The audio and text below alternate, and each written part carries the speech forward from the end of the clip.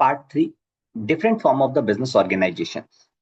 अगर कोई भी बिजनेस स्टार्ट करना चाहते हैं तो आपके पास कई ऑप्शंस अवेलेबल है। Sole proprietorship, we all know. अगर कोई इंडिविजुअल पर्सन स्टार्ट करना चाहता है, जैसे suppose mister A like to start the business, तो वो क्या करेंगे, अपने ही पैन कार्ड के ऊपर वो बिजनेस स्टार्ट करेंगे और जैसे नाम कुछ भी रख सकते हैं, and company etcetera.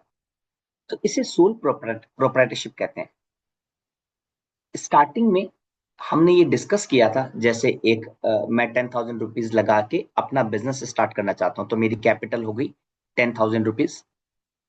But in that case also मैं और मेरा business would be different. Correct. मैं और मेरा एक दोस्त मिलके, दोनों मिलके हम एक पार्टनरशिप स्टार्ट कर सकते हैं फॉर्म के रूप में। तो इसे हम क्या कहते हैं, सोल प्रोप्राइटरशिप फॉर्म, इसे हम पार्टनरशिप फॉर्म कहते हैं। कंपनीज एक्ट क्या है, वी ऑल नो दैट अगर कोई आप कंपनी के रूप में रजिस्टर्ड होना चाहते हैं तो you can registered under the companies act. Companies act में भी मल्टीपल फॉर्म्स अवेलेबल हैं। आप लिमिटेड लाइबिलिटी पार्टनरशिप के रूप में रजिस्टर करवा सकते हैं, एलएलपी जिसे शॉर्ट में बोलते हैं। अब इसमें और इसमें ना डिफरेंस इज बिकम इंपॉर्टेंट। कई बार हो सकता है कि एग्जाम में ये पूछ ले कि पार्टनरशिप एंड एलएलपी में क्या अंतर है। तो ये एक चार्ट लिया मैंने गूगल से, so we can understand this, we will understand this chart by which we can have the multiple comparison. ठीक है। अब प्राइवेट लिमिटेड या पब्लिक लिमिटेड या ओपीसी, ओपीसी मतलब 1% कंपनी होता है। मतलब ओपीसी के कॉन्सेप्ट के कारण एक सिंगल पर्सन भी कंपनी रजिस्टर कर सकता है, जिसे ओपीसी कहते हैं, तो उसके नाम पे ओपीसी होगा एंड में। प्राइवेट लिमिटेड के नाम में एंड में क्या होगा, प्राइवेट लिमिटेड। पब्लिक लिमिटेड में क्या होगा, सिर्फ लिमिटेड वर्ड होगा। जैसे अगर आप कोई भी बड़ी कंपनी देखेंगे तो उनमें वर्ड प्राइवेट नहीं रहता, लिमिटेड रहता है। इसका मतलब क्या हुआ, वो पब्लिक लिमिटेड कंपनी है। एंड नाउ एक बार हम लोग ये चार्ट देख लेते हैं। एंड इस चार्ट का सोर्स क्या है, जो मैंने यहाँ पे दिया है, जो गूगल से मैंने लिया है। And then let's understand some sort of the comparison, तो हम लोग ये लिख सकें। और मैं ये फाइल आपको शेयर कर दूंगा, तो आपको इजी रहेगा रेफर करने के लिए। ठीक है। क्या इसमें, मैं अभी सिर्फ दो के मेन मेन दो पे कंसंट्रेशन है, अदर आप रीड कर सकते हैं, इजी है। रजिस्ट्रेशन, सिर्फ पार्टनरशिप फॉर्म का रजिस्ट्रेशन करवाना मैंडेटरी नहीं है, but LLP because it is under the companies act 2013, तो ये मैंडेटरी बन जाएगा कि मिनिस्ट्री ऑफ कॉर्पोरेट अफेयर, इसको शॉर्ट में हम एमसीए बोलते हैं, वहां पे रजिस्ट्रेशन मैंडेटरी है। ठीक है। Then legal status of entity, इसे सेपरेट लीगल एंटिटी नहीं माना जाता, but LLP because it is registered under the companies act, इसको सेपरेट लीगल एंटिटी मानते हैं। मेंबर्स की लाइबिलिटी क्या होती है, अनलिमिटेड लाइबिलिटी होती है। इसका मतलब ये हुआ कि अगर partnership firm is unable to pay its own liability, मान लो कोई क्रेडिटर का ड्यू है, बैंक का ड्यू है, अगर वो पे नहीं कर पाते तो देन उसका जो फर्म का liability would be extended to the partner. But LLP के केस में ऐसा नहीं होता। एलएलपी के केस में उन मेंबर्स जो भी पार्टनर हैं, ठीक है, उनकी लाइबिलिटी वुड बी लिमिटेड। कितना लिमिटेड रहता है वो डिपेंड अपॉन द कितने रुपए में उन्होंने, मतलब कैसे वो रजिस्टर्ड करवाया है। ठीक है। उसके बाद में foreign ownership not allowed, allowed but RBI की परमिशन लेनी पड़ेगी। कितने नंबर ऑफ मेंबर या पार्टनर्स में, दो पार्टनर होंगे, इसमें भी दो पार्टनर होंगे, मिनिमम नंबर, मैक्सिमम यहाँ पे 20 हो सकते हैं, बट इसमें कोई लिमिट नहीं है। ट्रांसफर ऑफ ऑनरशिप अलाउड है दोनों के केस में। मीटिंग, जब कंपनीज होती है तो कंपनी में ना मीटिंग की रिक्वायरमेंट होती है, बट अगेन एलएलपी और पार्टनरशिप फर्म दोनों में मीटिंग की रिक्वायरमेंट नहीं है। परपेचुअल सक्सेशन, का जब भी कोई पार्टनर डेथ हो गई तो वो एंड हो जाएगा रिटायरमेंट ऑफ द मेंबर्स। हाँ, उसको कंटिन्यू कर सकते हैं by adding one more partner. At least दो पार्टनर होना चाहिए। इसमें क्या, existing is unaffected by the death और other departure of any partner, it will continue. Taxation मैं डिस्कस नहीं करता क्योंकि ये ईयर टू ईयर चेंज होता है, इसलिए इंपॉर्टेंट ये मत लिखना कंपैरिजन। एनुअल फाइलिंग, इसमें कोई भी annual filing as such applicable नहीं है, बट ये बिकॉज ये रजिस्टर्ड है with the ministry of corporate affairs, so ROC की फाइलिंग, एनुअल फाइलिंग जरूरी है। ठीक है। कुछ एक अंतर मैंने यहाँ पे आपको बता दिए, कुछ हमें क्लास में भी डिस्कस करने को मिलेगा, so you can mix and then make your own notes etcetera. और आगे बढ़ते हैं। एक अकाउंटिंग इंफॉर्मेशन सिस्टम की बात की गई है। इसमें इनपुट, प्रोसेसिंग, आउटपुट और यूजर, बेसिकली ये थोड़ा बहुत मालूम होना चाहिए क्या चीज है ये इनपुट। इनपुट मतलब बेसिकली जब हम अकाउंटिंग करते हैं, ठीक है, तो अकाउंटिंग में इनपुट क्या होगा? हमारी सेल, परचेज, जो भी हमारा एक्सपेंडिचर है, ठीक है, जो भी हमें ट्रांजेक्शन रिकॉर्ड होते हैं हम उसकी अकाउंटिंग करते हैं अपने अकाउंटिंग सॉफ्टवेयर में, right. And it is become the just basically the input. उसके बाद हम क्या करते हैं?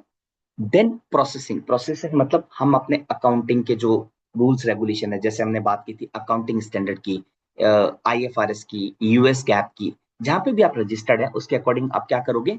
You will follow that accounting principle and recognise the books and recognise the accounting entries, जो भी आपके ऊपर लॉ एप्लीकेबल है, चाहे आरओसी के अकॉर्डिंग हो, इनकम टैक्स के अकॉर्डिंग हो। देन आउटकम क्या आएगा? Outcome is the financial statement.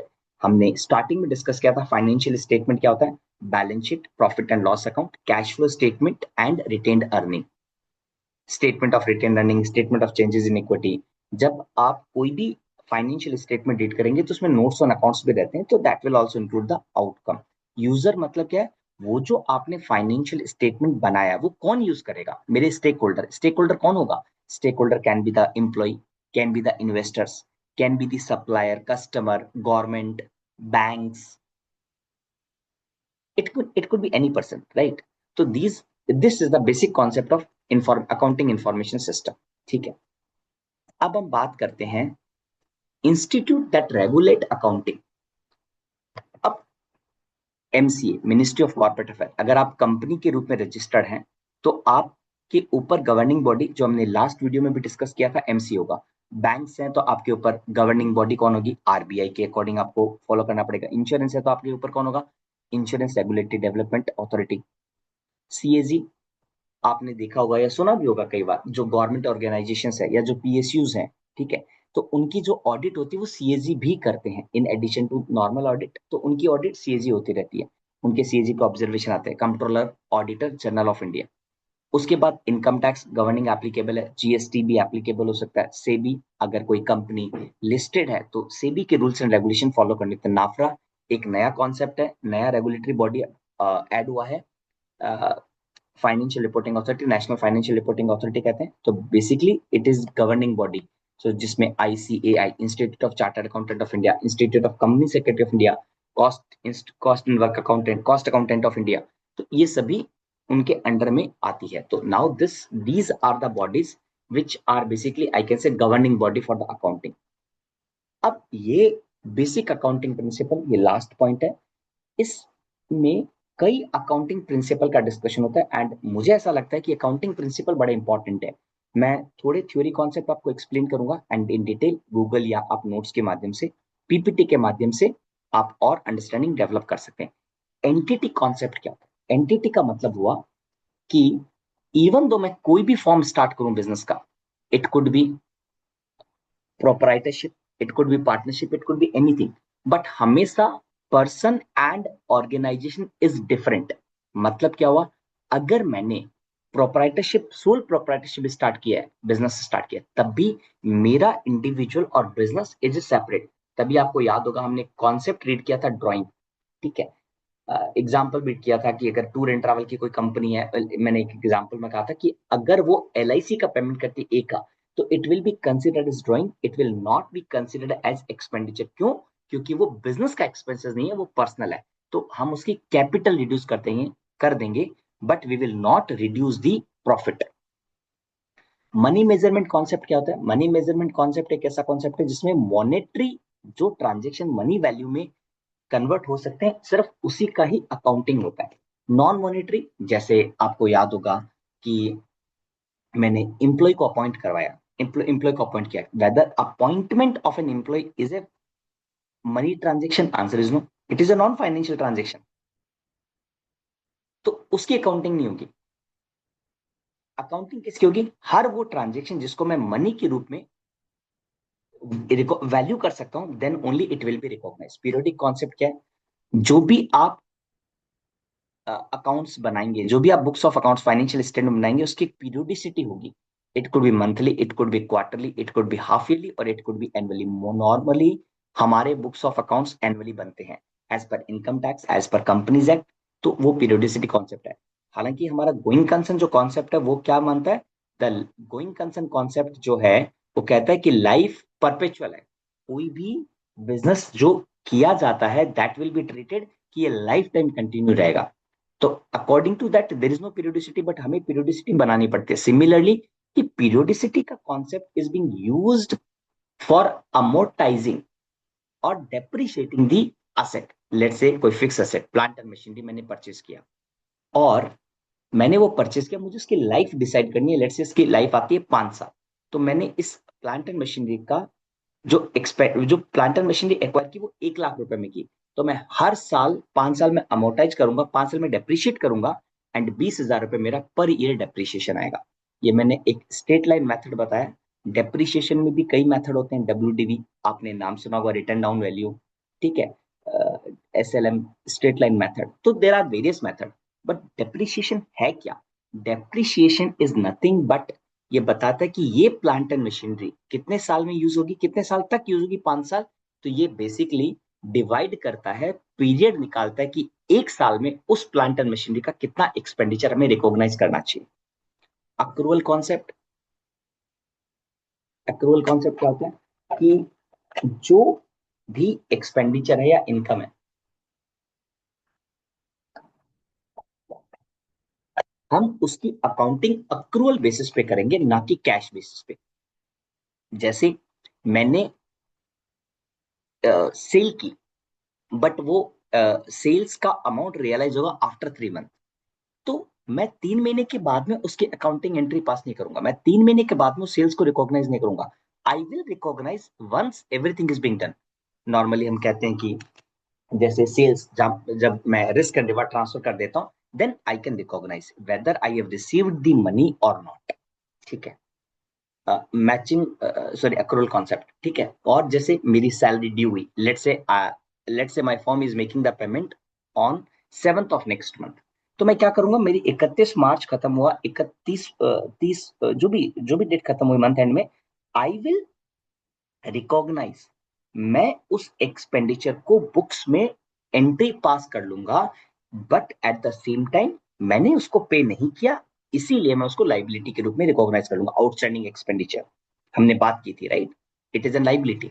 तो मैं जो भी ये अकाउंटिंग करता हूं, मैं ये क्यों करता हूं, क्योंकि मैं अपने बुक्स ऑफ अकाउंट्स बनाता हूं अक्रूवल बेसिस पे। ठीक है, मैचिंग कॉन्सेप्ट क्या है? मैचिंग कॉन्सेप्ट है इनकम से मैच करते हुए आप उनके रिलेटेड एक्सपेंडिचर को भी करोगे, रिलेटेड एक्सपेंडिचर को भी रिकॉग्नाइज करोगे। क्या मतलब हुआ इसका? Let's say I have book the sale of 5,000 rupees, उस सेल के लिए जो भी मेरे एक्सपेंडिचर है, मुझे एक्सपेंडिचर भी उसी पीरियड में रिकॉग्नाइज करने जिस पीरियड में मेरी वो सेल रिकॉग्नाइज हो रही है। ठीक है, थोड़ा सा मैंने हर पॉइंट के रिगार्ड में नीचे डिटेल में लिखा है, तो आप चाहें तो आप इसको देख सकते हैं। ठीक है, matching concept, the concept is based on the accrual concept, as it is considered the occurrence of the expenditure and income and does not concentrate on actual cash. ठीक है, this lead to an adjustment of certain item like prepaid, outstanding expenditure, etc. तो matching और accrual basically काफी मिलता जुलता concept है। Going concern क्या है? वो मानता है business will continue for lifetime, ठीक है, इनडेफिनेट पीरियड पर होगा। तो assets are recognised at cost, not at liquidated value. ठीक है, मैनेजमेंट, बट गोइंग कंसर्न का रिव्यू इट्स मैंडेटरी। मतलब जब बुक्स मैनेजमेंट की रिस्पॉन्सिबिलिटी है कि वो गोइंग कंसर्न को एक बार देखेंगे, चेक करेंगे, whether there is any doubt on the continuity of the business operation, then they have to disclose the same. तो उन्हें ये बताना पड़ेगा अपने बुक्स ऑफ अकाउंट्स में, फाइनेंशियल स्टेटमेंट जब वो बनाएंगे। साथ में ये ऑडिटर की रिस्पॉन्सिबिलिटी है कि अगर किसी बिजनेस के गोइंग कंसर्न पर डाउट है, तो उन्हें बुक्स ऑफ अकाउंट्स में, फाइनेंशियल स्टेटमेंट में जब फाइनली साइन करते हैं, they have to disclose this fact regarding the going concern. ठीक है, उसके बाद में कॉस्ट कॉन्सेप्ट है। नॉर्मली ये माना जाता है कि जो भी असेट हम रिकॉग्नाइज करते हैं, नॉट माना जाता है, असेट हम रिकॉग्नाइज करते हैं eight cost, not eight market value. ठीक है, तो जैसे मार्केट वैल्यू का या कोई फ्लक्चुएशन है, उसका इग्नोर करते हैं हम लोग, simple and conservative approach to asset valuation. But आजकल क्या होता है, अगर आप देखोगे असेट इज बीइंग रीवैल्यूड। अभी जैसे आईएफआरएस का कॉन्सेप्ट है, आईएफआरएस क्या है, लास्ट वीडियो में हमने डिस्कशन किया था, इंड एएस। सो उसमें क्या रीवैल्यूएशन ऑफ असेट होता है, फिक्स असेट का, मतलब ताकि वो थोड़ा ना एट पार लगे मार्केट में। So that balance sheet should show the actual picture instead of historical. Historically जब ड्रॉ होती है बैलेंस शीट तो थोड़ा सा टफ हो जाता है टू इवेल्युएट कि आज की तारीख में क्या पोजीशन है। क्योंकि मान लो कोई असेट रिकॉग्नाइज की 1 करोड़ की, जैसे मैंने एग्जांपल दिया था, और आज वो 10 करोड़ की हो गई, या लेट से जीरो वैल्यू हो गई, तो अगर मैं अभी भी उसको 1 करोड़ रुपए दिखा रहा हूं तो मुझे एक्चुअल पिक्चर नहीं मालूम चलेगा। इसीलिए कॉस्ट कॉन्सेप्ट धीरे धीरे, मतलब इट इज बीइंग मतलब slightly modified by latest accounting standards. ठीक है। रियलाइजेशन कॉन्सेप्ट क्या है? ऑल द रियलाइजेशन कॉन्सेप्ट बड़ा इंपॉर्टेंट कॉन्सेप्ट है, जिसमें क्या कहता है कि अगर फोर्सिएबल लॉस है, फ्यूचर लॉस है, तो उसको तो रिकॉग्नाइज कर लो, ठीक है, बट फ्यूचर गेन को रिकॉग्नाइज मत करो। एग्जाम्पल क्या हुआ, आज मेरे पास एक ऑर्डर आया कि नेक्स्ट 5 साल में आप मुझे ये चीज बना के दो, ठीक है, तो मैं आज की तारीख में मैं उस पूरे 5 साल का रेवेन्यू आज रिकॉग्नाइज नहीं करूंगा। नहीं, I will spread and recognise तभी करूंगा जब risk and reward I will transfer. मैं सिंपली, मेरे पास ऑर्डर आ गया, मैंने उसकी मैन्युफैक्चरिंग स्टार्ट नहीं की, मैंने उस ऑर्डर को डिलीवर नहीं किया, मल्टीपल चीजें देखते हैं, बट ये फोर्सिबल फ्यूचर गेन है, उसको रिकॉग्नाइज नहीं करना। बट फोर्सिबल फ्यूचर लॉस है तो मैं उसको रिकॉग्नाइज करूंगा। इसका एग्जाम्पल मैं बताता हूं। मेरे बुक्स ऑफ अकाउंट्स में डेटर्स हैं 5 करोड़ के, एंड आई फील कि उसमें 1 करोड़ डाउटफुल है। I feel that 1 crore will not make the payment. अभी मेरी श्योरिटी नहीं है, but I feel the doubt. तो मेरा बुक्स ऑफ अकाउंट्स में मैं प्रोविजन क्रिएट कर सकता हूँ, प्रोविजंस फॉर बैड डेप्ट। मतलब ये बैड डेप्ट हो गया? नहीं, बैड डेप्ट तो नहीं हुआ। बैड डेप्ट तो तब होगा जब वो पैसा फाइनली देगा ही नहीं मेरे को। फिर भी मैं प्रोविजन क्यों कर रहा हूँ? क्योंकि मैं फोर्सिएबल लॉसेस को रिकॉग्नाइज करूंगा, but probable gain, probable loss I will recognise, ठीक है, but probable gain I will not recognise. मतलब आप अपने प्रॉफिट को इंक्रीज नहीं करोगे प्रोबेबल फ्यूचर गेन से, बट एक्सपेंडिचर में आप प्रोविजन बना लोगे, ठीक है, अगर कोई आपको लगता है तो। Then dual concept we have discussed multiple time, but यहाँ पे भी एक बात और करेंगे, मतलब asset is equal to liability plus equity, हमने ये बात की थी, ठीक है। लास्ट वीडियो में हमने थोड़ा डिफरेंट तरीके से बात किया था, यहाँ पे भी डिफरेंट तरीके से थोड़ा सा पैटर्न चेंज हो गया। तो equity plus liability is equal to asset, फॉर्मूले को चेंज, लाइबिलिटी को शिफ्ट किया तो asset minus liability. Assets can be long term and short term, या करंट या नॉन करंट, या similarly liability can be current या नॉन करंट। तो equity plus long term liability plus current liability is equal to fix asset plus current asset, ठीक है। Sorry, asset में है ना, करंट या नॉन करंट की जगह ज्यादा बेटर है फिक्स असेट और करंट असेट, जो हमें यहाँ पे पढ़ाया गया है, ठीक है। Equity plus long term liability, again current को आप इधर शिफ्ट करो। यहाँ एक नया फॉर्मूला अराइज होता है, इस वर्किंग कैपिटल को हम बार बार यूज करते हैं। इस टर्म को समझिएगा क्या है। मैंने यहाँ पे क्या किया, fix asset plus current asset, और ये जो करंट लाइबिलिटी इसको शिफ्ट कर दिया। Current assets minus current liability is working capital. What is that? Working capital, basically working capital क्या है, जो मेरे विद इन 12 मंथ में रियलाइज होंगे, करंट असेट और करंट लाइबिलिटी, जो विद इन 12 मंथ मुझे पे करना है। मतलब किसी एक बिजनेस को चलाने के लिए जो लोन लिया जाता है वो बेसिकली एक वर्किंग कैपिटल लोन का कॉन्सेप्ट भी होता है, करेक्ट। वर्किंग कैपिटल मतलब डे टू डे ऑपरेशन चलाने के लिए कितना अमाउंट चाहिए, असेट्स जो उसके पास में जो रियलाइज हो जाएगी, और लाइबिलिटी जो उसे पे करनी है, net amount is the working capital, ठीक है। So that is basically we can say कि इतना अमाउंट इसमें वर्किंग कैपिटल चाहिए किसी भी बिजनेस को रन करने के लिए। तो वर्किंग कैपिटल एक सेपरेट फॉर्मूले के रूप में भी याद रखना हमेशा, working capital is equal to current asset minus current liability, ठीक है। Fraud and ethical issue in accounting, एक ये भी टॉपिक था, फ्रॉड एंड एथिकल। इसमें क्या है, मतलब accomplish the enterprise objective, manage try to compromise on ethics, manager try to compromise on ethics, ठीक है। तो अभी आपने भी लेटेस्ट केस, वो जो अ, सत्यम का भी आपने सुना था, उसके बाद में एक रिसेंट आपका जो ग्रीन व्हीकल थे उनके रिगार्ड में हुआ था। तो वहां पे क्या होता है, जो एथिकल प्रैक्टिस अडॉप्ट नहीं की जाती अकाउंटिंग में, ठीक है। So even though actual form is making the loss, but still they are showing as a profit to mislead the market. ठीक है, so that is the unethical practice या fraud हो सकता है. ठीक है, so these has to be taken care. Theoretical topic है, so I would request एक बार read कर लेना. If you have any doubt, please discuss. We'll discuss. Thank you so much.